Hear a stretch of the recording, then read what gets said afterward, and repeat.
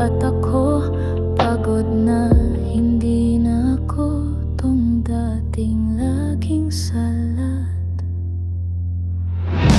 Hindi na ako yung dati na kahit ilang ulit mo akong saktan, babalik pa rin ngayon. Sarili ko na ang pipiliin.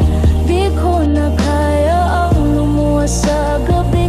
Di na ako yung laging nagpapatawad sa di karapat-dapat. Ito na ang huli, wala nang balikan. Mahal pa rin kita,